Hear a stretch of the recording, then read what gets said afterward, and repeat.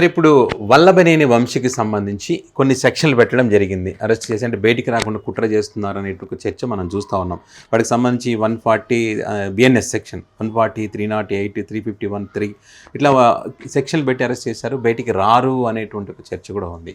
So ఇదే కాకుండా ఈ కేసుకు సంబంధించి ఏదైతే కంప్లైంట్ ఇచ్చినటువంటి వ్యక్తి సత్యవర్ధన్ అనే వ్యక్తి జడ్జి గారి ముందే వాంగ్మూలం ఇచ్చారు. సో ఇది బలవంతంగా కేసు పెట్టాను అని చెప్పి అట్లా వాంగ్మూలం ఇచ్చిన తర్వాత కూడా ఆ కేసులో అరెస్ట్ చేయడం అనేది దానికి సంబంధించి మనం ఎట్లా చూడొచ్చు అంటే అది ప్రజాస్వామ్యాన్ని రాజ్యాంగాన్ని పరిహాసం చేయడం అంటే ఇది ఒక ఉదాహరణ. ఇప్పుడు తెలుగుదేశం పార్టీ కార్యాలయం మీద దాడి జరిగింది అనేటువంటి విషయం మీద ఇతని మీద కేసులు మోపడం జరిగింది. ఇతను కోర్టుకు వెళ్ళి ముందస్తు బెయిల్ తెచ్చుకోవడం కూడా జరిగింది. సో అక్కడితో అయిపోయింది కదా. వీళ్ళ ఉద్దేశం ఏదో రకంగా జైలుకు పంపాలా. అతని మీద ఎస్సీ ఎస్టీ యాక్ట్ సత్యవర్ధన్ ఏదో ఉంది పేరు, అతన్ని తిట్టాడని చెప్పి ఎస్సీ ఎస్టీ కేసు కింద కేసు పెట్టారు. తిట్టాడని ఎవరు కంప్లైంట్ ఇవ్వాలి? వాళ్ళ కంప్లైంట్ ఇవ్వాలి. పోలీసుల ముందు ఇచ్చేటువంటి స్టేట్మెంట్ చెల్లదు ఎవడిచ్చినా కూడా. జడ్జి గారి ముందు ఇచ్చిన స్టేట్మెంటే చెల్లుతుంది. అటువంటిది అతను స్వయంగా వెళ్ళి ఇందులో ఏం కిడ్నాప్ జరగలేదు, ఇవి చేయలేదని స్పష్టంగా జడ్జి గారి ముందు చెప్తే, అయినప్పటికీ అతను కిడ్నాప్ అయ్యాడనో ఇంకోటనో రకరకాల కారణాల చేత ఇతను భయభ్రాంతులు చేసి చెప్పించేయడనో ఇంకోటని చెప్పి ఈ పోలీసుల చేత కేసు పెట్టించారంటే ఇంతకంటే దారుణమైనది ఏమీ లేదు.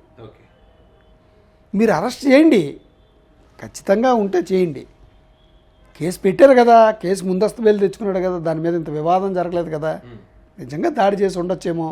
అప్పుడు ప్రభుత్వం చేసింది తెలుగుదేశం పార్టీ కార్యాలయం మీద దాడి అనేది ముమ్మాటికి తప్పే. పోలీసులు చూస్తుండగా యథేచ్ఛగా దాడి చేశారు. పట్టుకోండి, అరెస్టులు చేయండి. మీరు కేసులు పెట్టారు. చాలామంది ఎలాగా ముందస్తు బెయిల్ తెచ్చుకున్నారో ఆ గత ప్రభుత్వంలో పెట్టినప్పుడు మీ మీద పెట్టినప్పుడు ఎలా ముందస్తు బెయిల్ తెచ్చుకున్నారు అలాగే చట్ట ప్రకారం అతను ముందస్తు బెయిల్ తెచ్చుకున్నాడు. అయినప్పటికీ మీ దుగ్ధ తీరలేదు, మీ కసి తీరలేదు. తీరక ఎవరినో ఎస్సీ ఎస్టీ అన్నాడని చెప్పి అంటే ఆ రకంగా అన్నాడంటే కేసు స్ట్రాంగ్ అయిపోతుంది, బెయిల్ రాదు అన్న కోణంలో. అంటే ఇక్కడ దళిత సంఘాల అభ్యున్నత కోసం ఉపయోగించబడేటువంటి చట్టాలని మీకోసం మీ కాలుకు కక్ష సాధింపు చేయడం కోసం ఉపయోగించుకున్నారు. అత్యంత దారుణం. ఇది మనం అంటలేదు, వాళ్ళే చెప్పారు స్వయంగా. అతను వెళ్ళి కోర్టు జడ్జి గారి దగ్గర ఇక్కడ ఏమి జరగలేదండి, మమ్మల్ని ఎవడో ఏం అనలేదని చెప్పినా కూడా ఈరోజు అది చేసాడంటే మరి చాలా దారుణమైనటువంటి విషయం కదా. ఇది గమనించాలి. అంటే వీళ్ళు బయటికి రాకూడదు అనే ఉద్దేశంతో చేస్తూ ఉన్నారు. నిజంగా బయటికి రాకుండా ఉండే అవకాశం ఉందంటారా? ఏమీ లేదండి, బయటకు వస్తారండి. మహా అవుతే ఆ 10 రోజులు 15 రోజులు అంతే తప్ప అంతకు మించి ఉండేటువంటి అవకాశం ఏమీ లేదు. ఈజీగా రావడం జరుగుతుంది. ఏంటంటే కేసు పెట్టగానే కోర్టు ఏం చేస్తుందంటే రిమాండ్కి ఇస్తుంది, 14 రోజులు రిమాండ్ అని. ఆ రిమాండ్కి ఇవ్వడం వల్ల జరుగుతుంది. ఇతను బెయిల్ పెట్టుకుంటాడు, వచ్చేస్తాడు, కామన్గా వచ్చేస్తాడు. ఇదంతా పెద్ద ఇదేం కాదు అలా ఎందుకంటే జడ్జి ముందే చెప్పాడు. ఇప్పుడు చెప్పేసి అది రైట్ కాదంటే జడ్జిని కోర్టుని ఫూల్స్ చేస్తున్నారా? అతను తప్పు చెప్పాడని అతను మళ్ళీ వీళ్ళు తీసుకెళ్ళి బలవంతం పెడితేనే కదా. ఇప్పుడు ఉన్నది ఏ పార్టీ? వాళ్ళ పార్టీ, అతను వ్యతిరేకంగా ఉన్న పార్టీ. మీరు చెప్పినట్టుగా చేయొచ్చు కదా. ఇది చాలా సీరియస్ ఇష్యూ అవుతుంది నా దృష్టిలో. కాకపోతే ఆ రకంగా అరెస్ట్ చేయడం అనేది అప్రజాస్వామికం. అంటే ఇప్పుడు వీళ్ళు ఎస్సీ ఎస్టీ కేసు బూతులు మాట్లాడారని, కులం పేరుతో దూషించారని చెప్పి ఇవన్నీ ఖచ్చితంగా కోర్టులో ప్రూవ్ చేయాల్సిందే కదా సార్. ఇప్పుడు ఎస్సీ ఎస్టీ కేసుని ఒకవేళ అందులో సెక్షన్ 3 ప్రకారం చెప్పాలంటే బహిరంగ ప్రదేశంలో 10 మంది సంచరించే చోట అతన్ని కులం పెట్టి కానీ తిట్టితే కనుక అది కేసు వర్తిస్తుంది. ఇప్పుడు ఎవడో వెళ్ళి నన్ను తిట్టాడండి అంటే అది కేసు కాదు. సుప్రీంకోర్టు కూడా జడ్జిమెంట్లు ఇచ్చింది. మొన్న ఇచ్చిందని కాదు, ఎప్పటి నుంచో ఉన్నాయి. అది 4 గోడల మధ్య ఏదైనా జరిగితే అది ఎస్సీ ఎస్టీ పరిధిలోకి రాదు. బహిరంగ ప్రదేశంలో జరిగి ఉండాలి. అసలు నన్ను తిట్టేలేదని అతను చెప్తున్నాడు.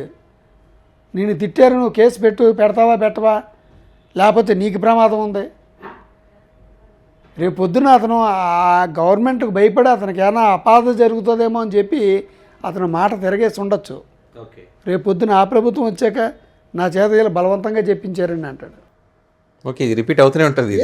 ఓకే ఎందుకంటే అతనికి ప్రమాదం ఉందనేసి అతనితోటి ఆ రకంగా చెప్పించవచ్చు. అయినా ఎవరు ముందు చెప్పిన వాంగ్మూలమైనా చెల్లదు.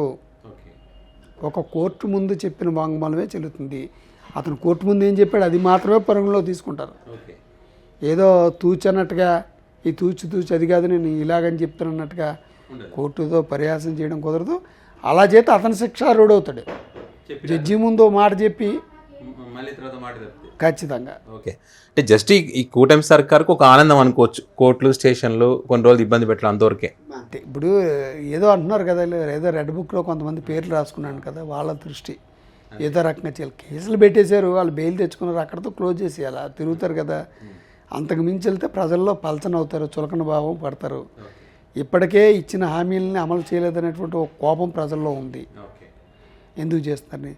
దానికి తోడు ఇవి కూడా మెడకు తగిలించుకున్నారు అనుకోండి లేనిపోనివి, ఇది మీరు స్పీడ్గా పతనం అయిపోవడానికి కారణం అవుతుంది తప్ప మీ ఉజ్వల భవిష్యత్తుకి ఇదేమీ ఉపయోగపడదని తెలియజేస్తున్నాను.